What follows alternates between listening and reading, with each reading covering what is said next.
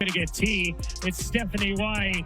She has had enough of what she has seen from the officials here today. Understandable frustration from Stephanie White. Couple of possessions in a row where Leah Boston got the fouls. I thought the first one should have been on Howard. And then here, as Petty's in there, Pillman kind of tosses her to the side a little bit, and that was the straw that broke the camel's back there. Even worse would be missing 6 players for the first game, or having the officials turn the tables on you during the most important part of your season. The Indiana Fever faced the Atlanta Dream with precisely that. Additionally, you could sense the rage building. For expressing what every fan was already thinking, Stephanie White practically received a technical foul. So, how can a team that is kept together by perseverance and tape manage to endure injuries and officiate mayhem? Did it feel much more like sabotage, or was it just plain bad luck because of what transpired in the first game of Stay With Me? The league is buzzing over whether the Fever was robbed, players are angry, and fans are enraged. Do you believe the references stole the Fever? Please share your thoughts in the comments section below. They have. So Caitlin Clark, Chloe Bibby right there on the bench.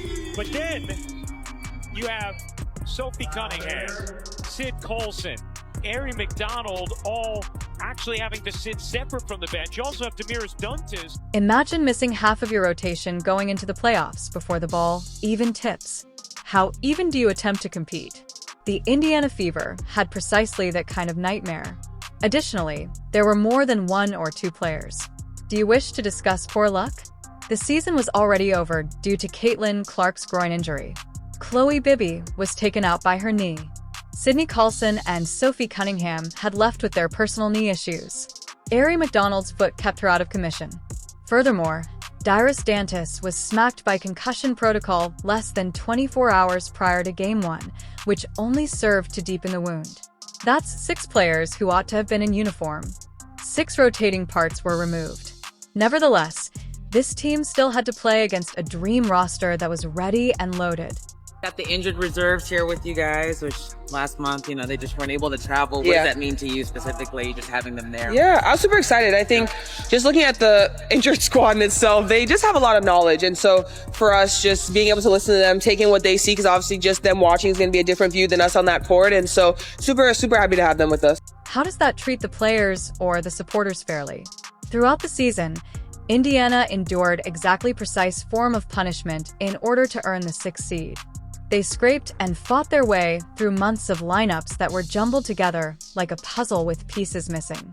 Additionally, they arrived in Atlanta with more names on the inactive list than some teams have on their bench, rather than being rewarded with a fresh start for the playoffs. Obviously, the injured players, they haven't been able to travel, some of them, but most of them are here now. How do they help kind of from a culture-wise and with, just bringing some perspective to you guys? Yeah, we miss them every day on the court. So to be able to have them we had our plane, front of our plane, normally we have empty seats. It was filled on the way here. So, they bring energy, they bring light, they bring their vocal leaders, all of them. So to have them on this trip is huge. And I don't know how we're going to fit everyone on the bench. It's not that long. It's been packed recently. So I'm excited to see how we figure that out, but it'll be great to have them back with us. In addition, the bench was a sight to behold. Everyone chose to travel because of the Fever. Whether healthy or not, all 16 players were present. It was a sign of solidarity that also brought attention to how ridiculous their circumstances were. Not even enough seats were available. Players wearing street clothes were forced to sit in a second row behind the real bench, similar to what happens when passengers wait to board a plane, because the main row filled up so quickly. When you can't even fit everyone on the sidelines, you've hit the injury lottery. They're finally able to travel from a medical standpoint as well. So, I think having the whole group here, having those guys here gives us a little bit of a boost emotionally. And then having their perspective. You're talking about 3 point guards that are sitting on the sideline that can talk to our team in huddles, that can talk to our team, throughout the course of dead balls or when they come on and off the floor. Without even trying, Sophie Cunningham may have summed it up the best. She quipped that she is now essentially a member of the medical staff because she is stuck in rehab for her knee. Although it was a cliché, the line captured the absurdity of the entire season. A former starter, who is now a cheerleader, keeps the spirits up by cracking jokes, even though she knows she should be making shots. That's a summary of the Fever. Overcoming the agony by finding methods to grin. The squad came out of the gate swinging in Game 1 despite those injuries, which is the weirdest part. They were the first to surprise Atlanta. This created the impression that they were too stubborn to acknowledge their shortcomings. Naturally, however, things couldn't remain that straightforward because the refs made the decision to step in and drastically alter the course of the game just as the Fever showed that they could hang despite everything.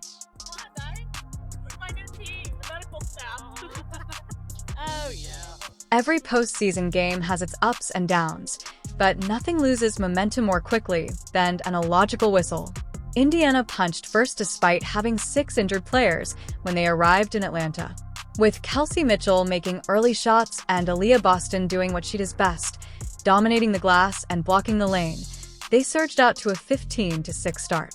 The Fever played like a squad that was tuned in and didn't intend to let their roster's lack of depth dictate the game. For a brief instant, the impossibility seemed imminent. A healthy Dream squad is in danger due to a broken roster. After that, the game's energy began to be sapped by the officiating. What the referees did, and I know why Stephanie White got a technical foul. Any coach that had to watch their team work so hard all season long, play through every single injury, and the reason why they had so many injuries is because of these referees. Whistles that sprang out of nowhere broke the early rhythm. Atlanta converted defensive stops that ought to have resulted in quick breaks into free throws. Clean competitions received a foul mark. Mitchell and others would battle through screens to prevent the Dream from getting clean looks, but a call that didn't add up would stop the play and reverse it. And there was more than one error. It kept repeating, eroding the initial sense of urgency Indiana had created. Ryan Howard just falls down, but it's a foul. Like, this is ridiculous. Look at this. Kelsey Mitchell. They don't even let the Fever play defense because she's associated with Caitlin Clark. Look at this one. Another foul where nobody touched him. So they lost the timeout and they lost their challenges for the game because the referees can't do their job. One of the major victims of these phantom calls was Lexi Hall. She was in ideal defensive position when she was called for a foul on Ryan Howard. Not even close to unlawful touch.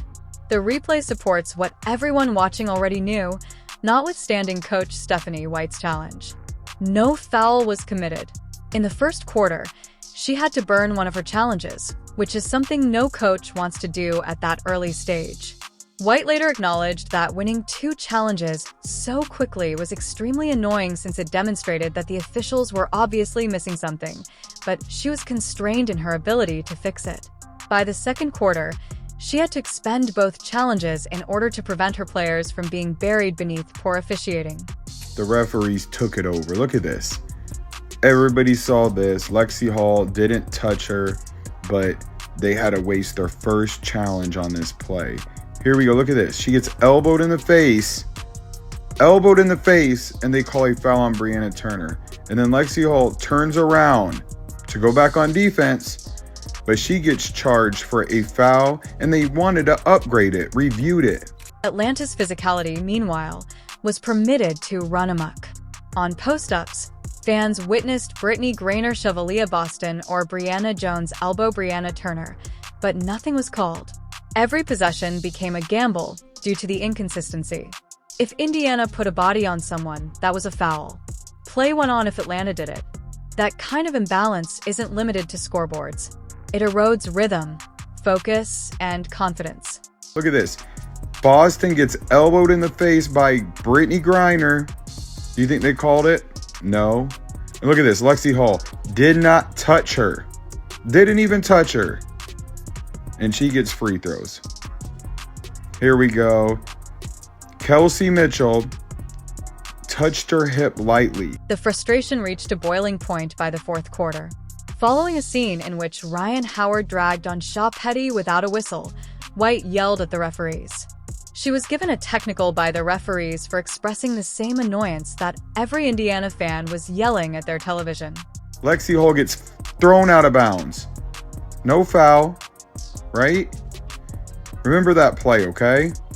Boston, foul. But look at this. So she goes for the ball, and then they call a foul on Lexi Hall. Look at, she says, wow. Shortly after, Odyssey Sims received one for diving for a loose ball, which should have been commended for hustle, but was penalized instead. The Fever bench appeared unsettled, and there was a lot of confusion in the building. When White appeared poised to escalate, Caitlin Clark, who was present but on the sidelines, even intervened to reassure her own head coach. The image was unreal. The coach had had enough of the bullshit and was being held back by the injured sophomore. During the hurricane, Atlanta prospered. They stretched the lead and made it a hill the Fever couldn't climb from, turning the mayhem into a third-quarter run. The headlines the following had nothing to do with the performance of Indiana Stars. They have to do with officiating. Fans were left wondering if the referees or the dream conquered the sickness. However, the group on the court continued to fight in spite of everything. And that aspect of the narrative is even more significant.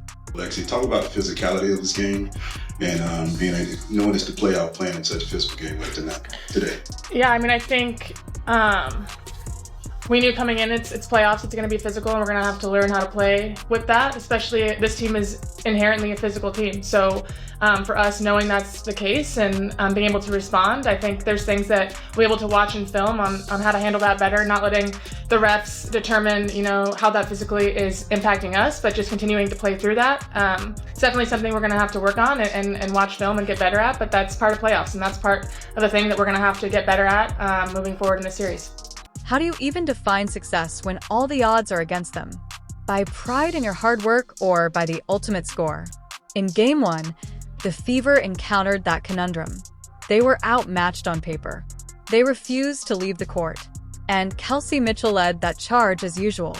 She shot nearly 50% from the field, made almost all of her free throws, and scored 27 points, a playoff career high. Mitchell had a way of bringing Indiana's offense back to life whenever it faltered.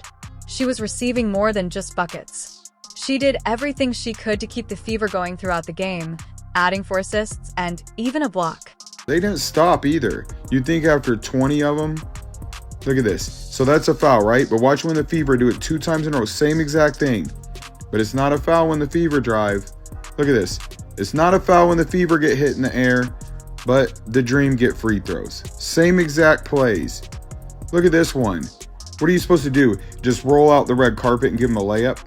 She is not fouling her. They give her a 3-point play for putting her hands. However, despite Mitchell's brilliance, it was impossible to overlook what was lacking. The one thing that could bolster defenses was taken away by Caitlin Clark's absence. She has the ability to make opponents stand 25 feet away from the basket. Beyond the arc, Atlanta didn't even pretend to respect Indiana in the absence of that danger. They blocked traffic lanes, packed the paint, and challenged the Fever's backup players to long-range strikes. Aaliyah Boston had a harsh atmosphere inside due to the lack of space. Despite battling her way out of foul trouble, she managed to grab 12 rebounds and 12 boards while balancing several defenders and trying to avoid whistles. Every possession felt like a wrestling matchup with the front court of Atlanta. Boston, however, continued to work. She was quieter on the offensive. Indiana was competitive for a longer period of time than they probably should have due to their incredible rebounding effort, which cost them 8 points on limited opportunities. Atlanta's had a few of those last few possessions. Mitchell, catch, fire, and hit from 3. What a start. Rebound hits the floor. Hull keeps it alive for Indiana. Mitchell using the screen, dancing around Griner, and able to squeeze it in off window. Additionally, Lexi Hall gave it her all. Although 9 points don't seem like much, they were significant. On a night when the rim was cruel to everyone else, she laid to rest one of Indiana's few threes.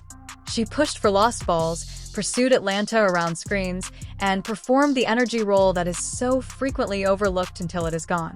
Hull reminded everyone that she can contribute in ways that don't always convert into box score glory by refusing to fade even when her shots weren't falling at a high clip. And another chance here for Indiana. So much length, and it's obvious on the defensive end for Atlanta. Boston just kind of pushed it up and in. Guarded by Howard. And slide it into Boston. Center of the lane. Turning. It's finishing. Aaliyah Boston. Beautiful. Every quarter, Atlanta, meanwhile, rolled bodies at Indiana like a new wave. Both Ryan Howard and Alicia Gray aimed for 20. With 16, Naz Hillman provided a significant boost, and Brittany Gurrier's position in the post attracted more defenders and created room for her teammates. The difference was clear. Weapons were rotated in and out of one side. As the game continued, the other was hoping their stars would hold up. Overall, Indiana's field goal percentage was less than 35%, and the distance widened when the Dream continued to rebound from the initial mistake. Carl Semesco emphasized first just how well she's been playing down the stretch. The efficiency has gotten much better since the second week of August, averaging nearly 20 points a game since then as Hull. 40-33, Atlanta in front. These teams split their 4 regular season meetings as Hull knocks down the 3. Hull gets a step and finishes off the window. However, the percentages don't provide the most striking insight. It's because the fever never went away. Knowing that they still had a chance to change the script, they continued to play until the last buzzer. It recently relocated to Indianapolis. Their first home playoff match since 2016 is Game 2. And for that reason alone, this group feels that the battle is far from over. Whether Indiana has enough stars on the court isn't the subject at hand. The question is whether their fan base can supply the vigor required to support a victory that defines the season. Mitchell gets it up beautifully. Boston lays it in. The number of screens that Aaliyah Boston set on that possession, her stagger, pin down here. She's going to come up and set another on-ball screen, turn, re-screen action, and then finally rolls to the basket. There is more to this series than victories and losses. It has the feel of survival. Despite suffering from injuries during the season and losing momentum due to game-changing calls, the Fever are still getting ready to battle again. In Indianapolis, Game 2 is more than just a game. Everything depends on this, Gainbridge's first playoff game since 2016. Since this is the moment that determines how the year ends, Fever supporters must give it their all. The entire plot can still be changed by a single game. Will the audience at home serve as the spark that sustains their season? Do you believe the references stole the Fever? Please share your thoughts in the comment section below. Turn on all notifications, like, and subscribe to ensure you don't miss anything. We'll chat in the next section after you click the video on the screen. Kelsey, given the playoff format change, you guys being able to actually host a postseason game for the first time in your career in Indiana, how much do you expect that to help you guys, to give you momentum, and how just personally excited are you for that? Personally excited. I'll let you know when I get there. But I think it gives ourselves a chance to stay in a hunt of things we really trying to figure out, a way to come back here whenever we play. We would like to play again. So you're gonna have to take the necessary steps to be at your best. But I would like to think that being back at home can kind of give us a sense of comfort. So hopefully we can use it for what it's worth and not take it for granted.